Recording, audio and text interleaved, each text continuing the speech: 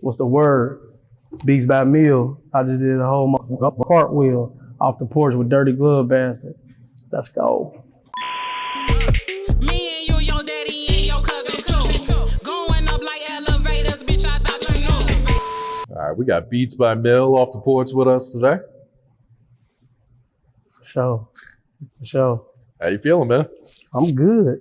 I'm good. I'm blessed. I feel real good right now. Yeah, appreciate you coming by, man, all the way from Cincinnati. What are you working on here in Atlanta for this trip?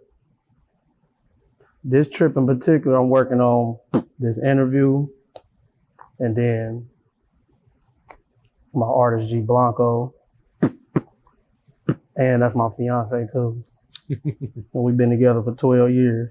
Okay. No cap. And she got a video she doing. Yeah. So we're gonna knock that out. Yeah. So them the two things we came down here to work on. Okay. Interview, video. Yeah. Yeah, for sure. How does it compare working here in Atlanta to back at home?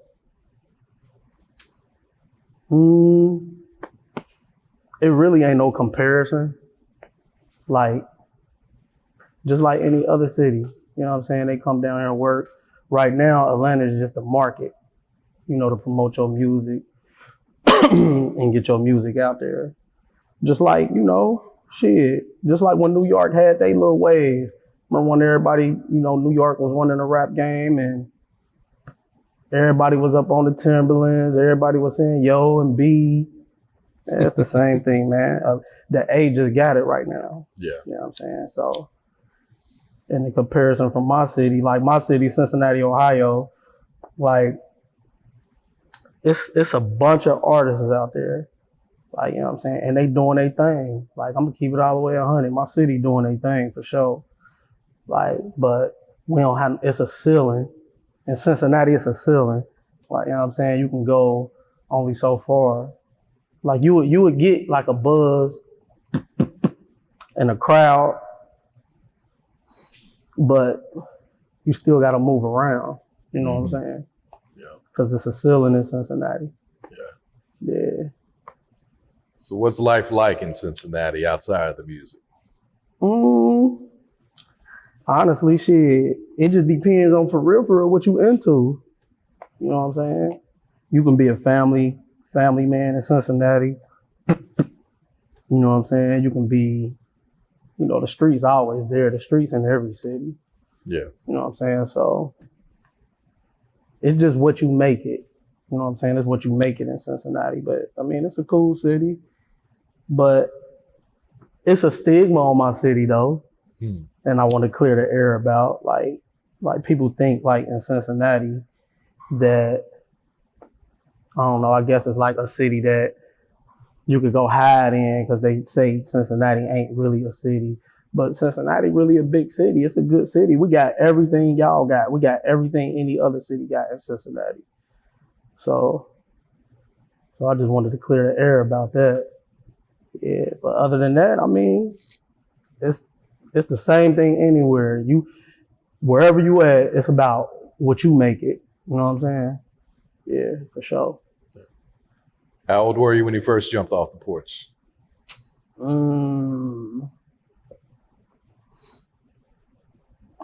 Streetwise, I was a late bloomer. I say I'm a late bloomer because all my older cousins, I always hung with them. They already was doing shit. I'm talking about like as far as on the get money side. But like as far as being a young boy growing up, doing normal boy shit, getting in trouble by your mom, coming in late and shit like that, that was probably like 11, 12, 13-ish. But when I jumped off the porch, started knowing how to get money on my own and shit like that, probably like 17. Okay. So 17, 18. Cause I got kicked out the house at 17. Yeah. What'd you get kicked out for? Well, shit, my mama and my stepdaddy, they found like some, like I kept popping up with like new clothes and shit. You know what I'm saying? New shoes, new clothes and shit. So she probably kept trying to figure out how I was getting this shit because she wasn't doing it. She wasn't doing it. I mean, don't get me wrong. My mama was a good mama. She provided for my brother and my sister. She did her thing. But you know how it is when you in high school. See, I'm from the era, I'm an 80s baby. So I'm from a certain era. Like, little shit to make a boy get in the streets. Like, just simple shit like that. Your mama ain't gonna get you the Jordans. Shit, how you gonna get them? It's either steal them or get some money. So I was real big on that in high school. I was one of them get fly ass little young niggas. Had all the girls, you know, shit like that. Typical shit as a young dude. But 17, 18, that's when I first like I knew then and there, like, yeah, it's over. She can't get this and that for me. I gotta get that shit on my own. Straight up. That's what I did. What's been one of the biggest life lessons you learned while growing up in Cincinnati? One of the life lessons that ain't no such thing as friends. Ain't no such thing as friends. I learned that. I learned that my brother and my sister is my friend. You know what I'm saying? Don't get me wrong. I got like associates and shit like that. I got one boy that I can call my friend for real. Like, my experience in the streets and shit taught me that. You know what I'm saying? That it ain't no such thing as friends at all. I don't give a fuck how cool you is with somebody and all that. Any day they can turn on you, but I know for a fact my brother and my sister won't turn on me. And I'm the oldest of 13 kids. Oh, wow. Yeah, I'm the oldest of 13 kids. But I'm the oldest out of my mama kids, me, my sister, and my brother. But my daddy got 10 kids, about one woman. So I'm the oldest of them. He stayed in Detroit for like about 18 years. So I was always back and forth from Detroit and Cincinnati. Okay. Because my daddy would keep me in the summertime. So I got that Detroit life and experience and all that. And then Cincinnati, you know what I'm saying? I go back home during the school year. So, yeah. So before you were making beats, you were rapping? Was that right? Yeah. Oh, you knew that. You did your homework. Some things. Oh, yeah, yup, for sure. How'd you get into rapping? I'm gonna go all the way back. How I got into rapping. I'm gonna go all the way back. So like I've been up on the music shit. You know what I'm saying? Like, I'm from the era where you took one radio, took another radio, got a tape. I don't give a fuck if it was a shit on it, and you took a piece of tissue or something, stuck it at the top. Mm-hmm. Had an instrumental on the other radio and a blank tape in there, rapping like that. So really when I think about it, damn, I've been on that engineer shit. But that's what really got me on that shit. And I was probably like 10 and 11, like around that time, knowing how to do that. And I don't even remember who showed me how to do that. Like I just was doing that shit. So got a little older or whatever. So I always was on the music shit as far as that, but I got to experience what it's like of knowing what a real record label looks like and how it's supposed to be ran. Cause like my uncle, he owned a record label, like, you know what I'm saying? And he had a couple artists.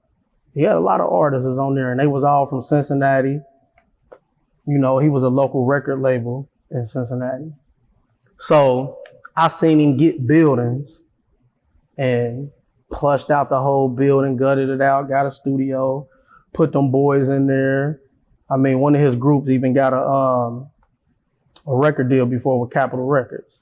Okay. Yeah, so I've been knowing the grind of the street team, being around here, nephews, pass this out, pass that out, going on college campuses and shit like that, passing out, you know, mixtapes, towels and t-shirts. when he had his record label. So really I'm just soaking up all the game while going through all that, but at the same time liking music myself. And I can honestly say that probably kind of gave me like a head start in seeing Unc run that label and do that, you know what I'm saying? Kind of a teaching indirectly, working the keyboards and shit like that while I'm there. Cause one of my cousins was the in-house producer.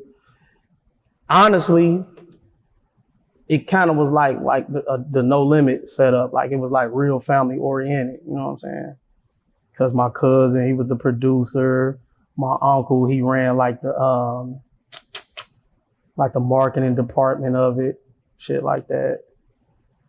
This back when where it was cool to get like a Yukon or something to get your record label wrapped on it, paint and all that, yeah. Mm-hmm. So I pretty much was firsthand experiencing and seeing how a record label ran and shit like that. Yeah. You know what I'm saying? So I can pretty much say I always been around it. That motivated me. You know what I'm saying? I looked at it like, shit, if my uncle can do it, I can do it. Yeah. So when you started producing, were you using software or was it hardware? Nah, that's crazy because software came like later, but like when I first saw how beats was made and all that, it was with software like an MPC and all that. Mm-hmm. That's what my cousin was using, you know what I'm saying? So, and even then I didn't know how to use it. I ain't gonna lie, even now, like that shit complicated.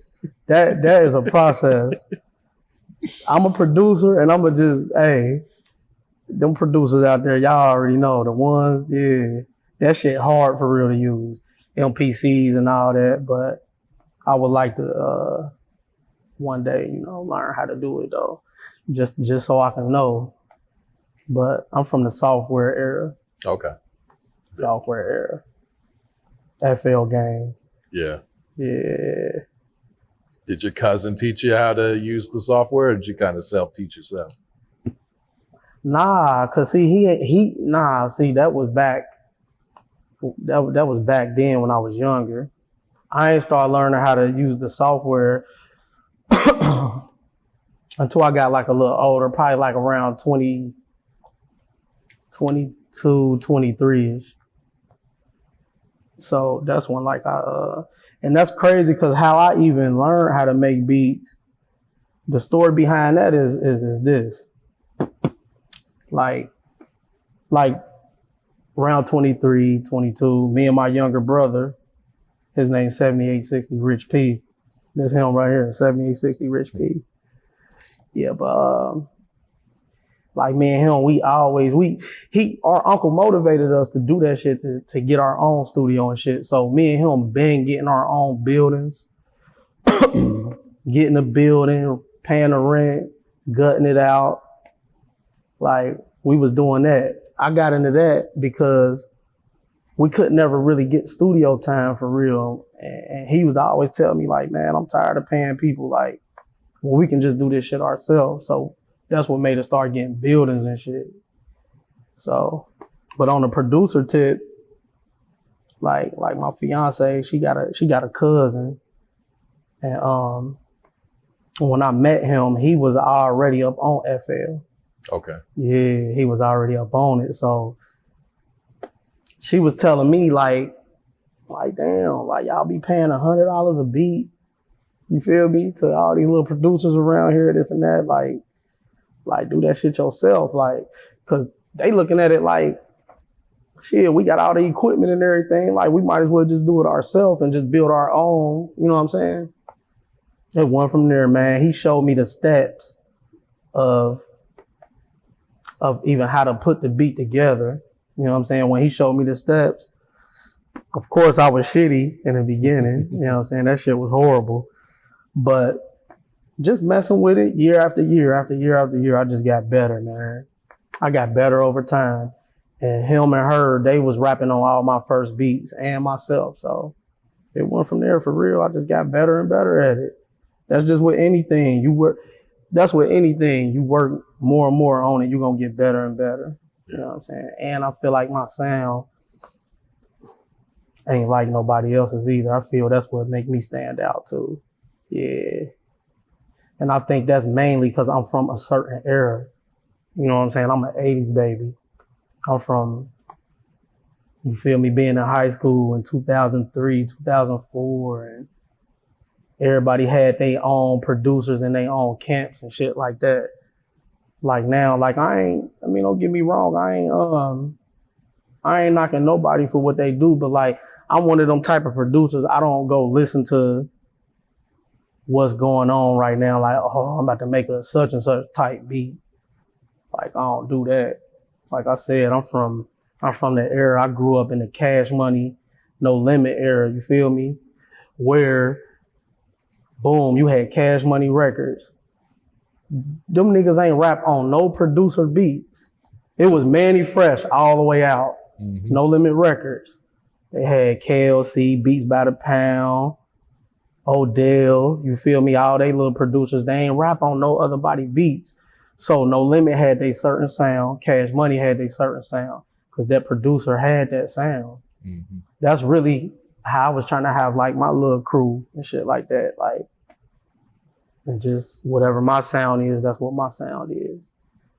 Like, yeah. What's your creative process like these days? My creative process? I'm real into like mood, like whatever mood I'm in at the time. Sometimes I'll start off with a melody, and sometimes I'll start off with just the bass line. But lately I've been just starting off with the bass line.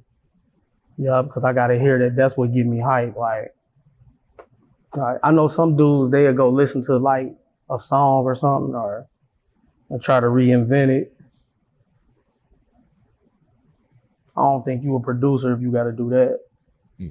And that's just my opinion. What's your thoughts on producers using loops these days? I think that's dope. That's dope. Now, I ain't got nothing against the loops. Loops cool. Lately, I've been getting into that, the loops. Okay. Yeah, I like the loops. Do you collab with a lot of different producers? Oh, yeah. Okay. Oh, yeah. Yeah, I do collabing. Like in my city, I collab with a couple of producers. A couple of producers that I know, a couple of producers that I don't know. It's hot. And you send me some loops, like a melody, this and that. I do it, yeah. And as far as like industry producers, I collab with Bobby Kritical. Okay. Yeah, I co-produce with a couple producers. Mike Awesome, me and Mike Awesome got some shit on the way. He from here. Like, me and him, we got something on the way. Yeah. I definitely co-produce though. Yeah. When you're working with an artist, do you prefer to cook up with them present or kind of just have the beats already ready? Like if I ain't in a city and like I'm at the crib or something like that and I get a request, I'll send some beats already whipped up. But like if I'm in the city, I do prefer to do that though, cook up in front of them. But a lot of times it's always email. But but it be, most of the time I already be knowing them. Like if I send an email, like I don't be doing that no more. Like sending emails and shit out. Yeah, I don't do that. I gotta already know you. We gotta already have something going on or met for me to like, you know what I'm saying, send the email. Yeah. You still engineering? Yeah. I don't think I ever stopped engineering. Yeah. Yeah, nah. I love that. I think that's a one up with producers. I think every producer should engineer. Cause you can always like, sometimes it is hard to get beats to all the way down to the specific artist who you want to get it to. But if you an engineer and you already in there, you got control of the whole session. Like, you feel me? Like, shit, motherfucker go to the bathroom, You gonna squeeze one in? throw a beat on, he come back. Damn, what's that? Yeah, that's me, player. Yeah. So yeah, we got a one up. Like, as far as producers, if you do the engineering thing too. So, yeah. And I got a lot of experience in engineering. Yeah. So, yeah. When you're engineering for an artist, are you very hands-on, like kind of giving them feedback and direction? Very hands-on, especially like artists that's like just directly from the streets. And he don't know what's going on. Like, you feel me? Like, he just trying to do some shit because he see one of his favorite artists who be rapping and stuff. Like, in my city, a lot of artists be like that. Like, they don't really be artists for real. They just want to, get in the studio, I guess, because it's a cool thing to do. Mm-hmm. So, yeah, but I'm very hands-on when it comes to that, though. Yeah. Do you think engineers are undervalued in the rap game?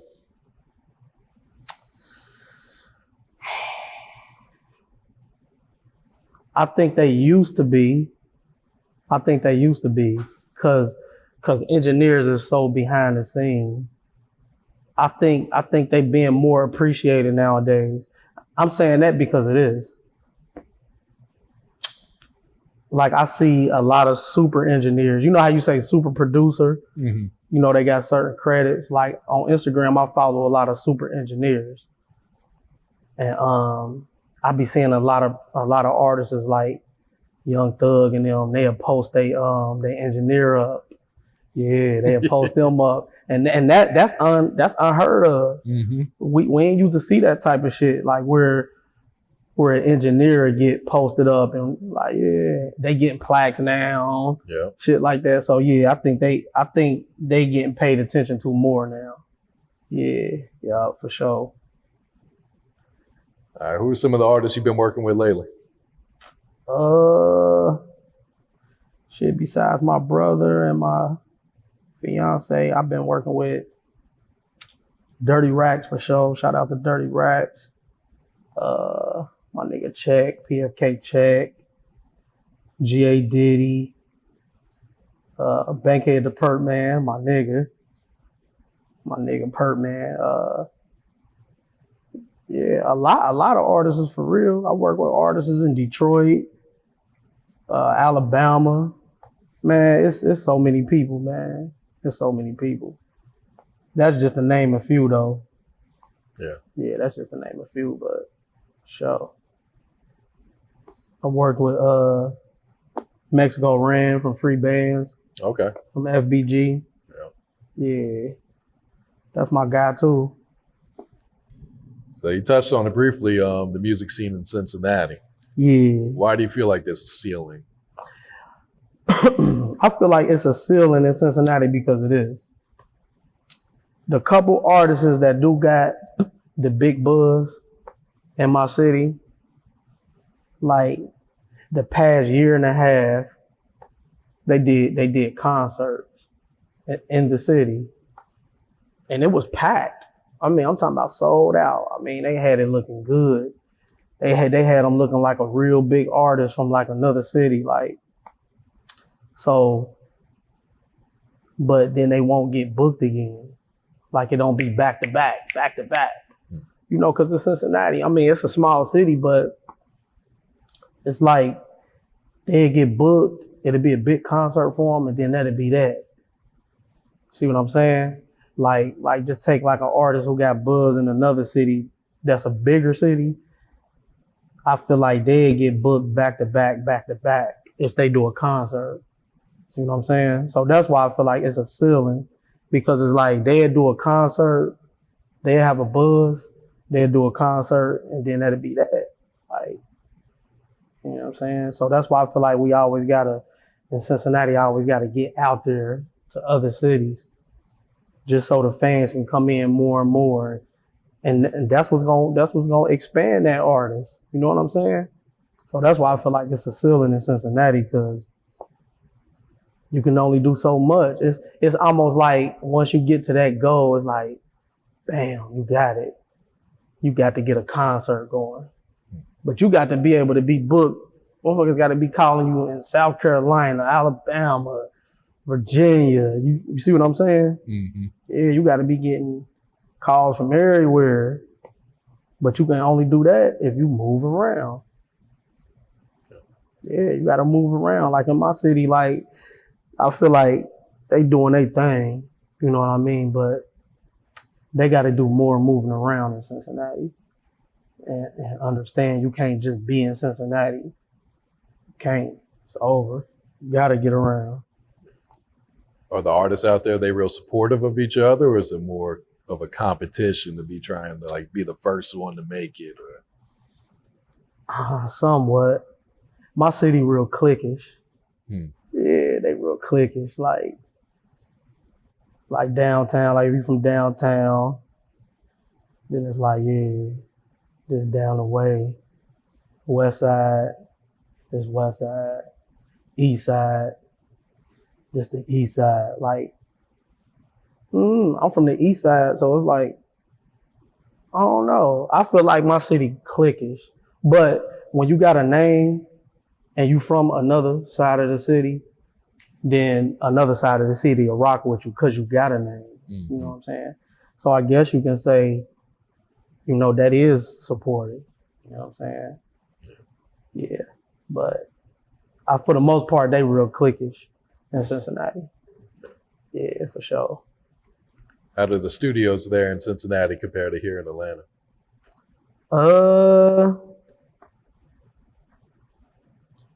It's cheaper.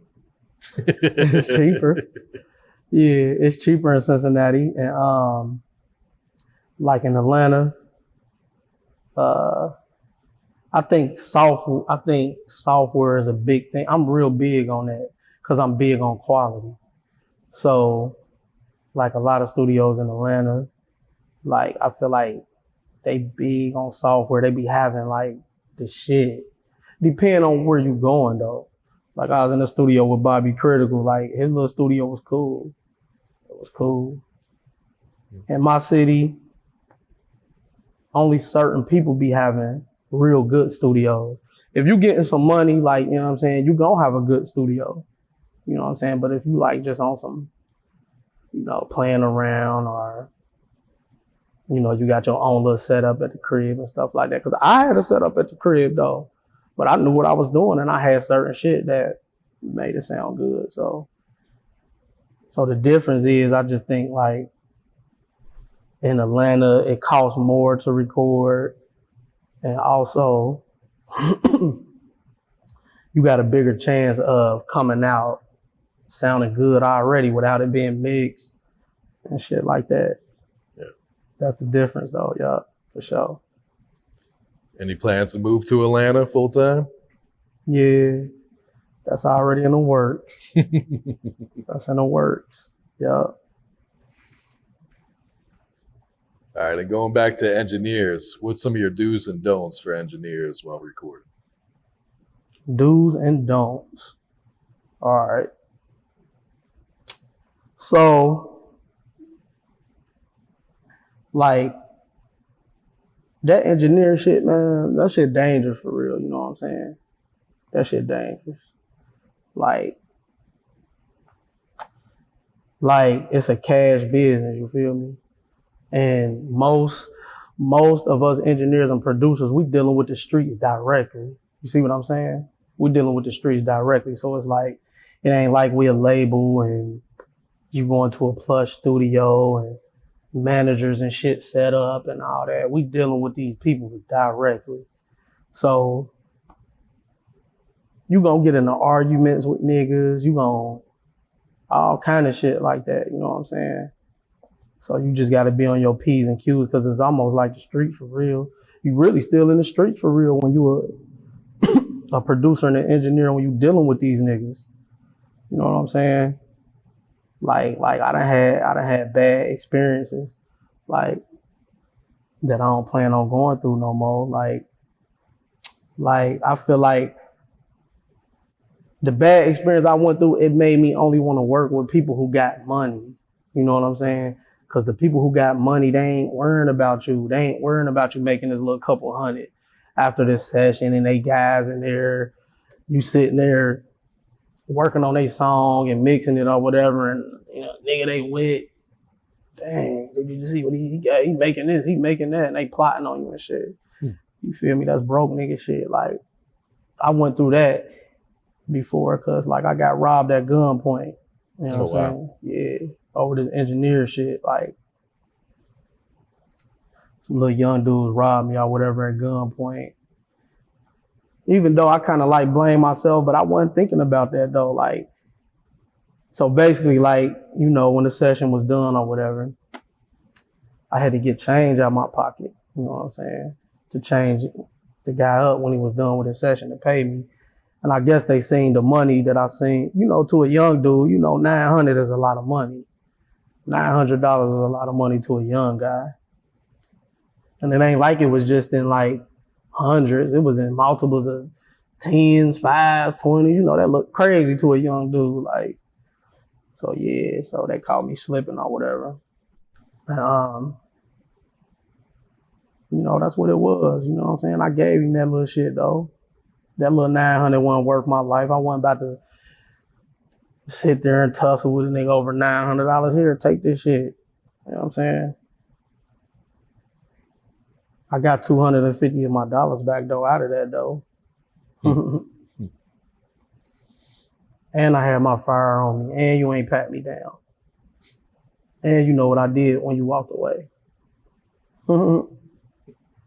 Yeah, but I'm blessed to be here. I lived through that situation, and I'm blessed, and I thank Allah for making me be here to this day for that, because it could have went a whole nother way, because my pride, I almost really didn't even give it to him, you know what I'm saying? I got kids and bills and all that and shit. Like, 900 a lot of money when you ain't depending on nobody to help you do this and do that. You know what I'm saying? I'm a grown ass man. So, yeah, but I handled it right. You know what I'm saying? Look at me now. Shit. Yeah. I'm blessed. It's definitely not worth losing your life over for $900. You know? Right, for sure. But, so again, that engineer shit dangerous, you know what I'm saying? And there was some young dudes though, again, I'm gonna stress that. I ain't saying that can't happen with some older dudes, you know what I'm saying? I'm just saying it's just more likely to go through some shit like that with some younger dudes that ain't got no money or no shit like that, you know what I'm saying? They on that type of shit. So I had to switch up the way I move, you know what I'm saying? I had to switch up the way I move. You know what I'm saying? And only wanted to deal with people who getting some money. Cause like when I was engineering doing that, I had a bunch of clientele. So I'm recording high schoolers, and you feel me? Like my line ringing all week. It was to the point I ain't had to work no job. I was only engineering and producing. That's it. So yeah, it's like you just got to deal with people who about something and got they bag together, because they not worrying about what you making and all that. They got their own money. They ain't worrying about this little few hundred you about to make on the session. Yeah, so, yeah. So. All right, man. What else you working on, man? What's coming up? All right, so right now, G Blanco, like, that's my artist. Like, we got a nice project coming up. It's called Cartagena Talk. Yeah. You know the real G Blanco, she from Cartagena, Colombia. Yeah, so I threw that name out there for her and was like, we should call it Cartagena Talk. So, you know what I'm saying? It fit the script perfectly. And we about to shoot a video to one of the songs off the project while we down here. But that's what I'm working on right now. And then my brother, 7860 Rich P, we got a video coming up that I produced to one of his songs. You know what I'm saying? It's called Scooby-Doo. Scooby-Doo, yup. No cap, Scooby-Doo. We getting ready to shoot the video for that. Yeah. Yeah, for sure. That's what I got going on right now, though, as far as working. Yeah. Yeah. All right. Any last words, shout outs before we get chatting? Yep. Shout out to G Blanco. Shout out to 7860 Rich P. You know what I'm saying? Shout out to my whole family, my kids, my mama. Yeah.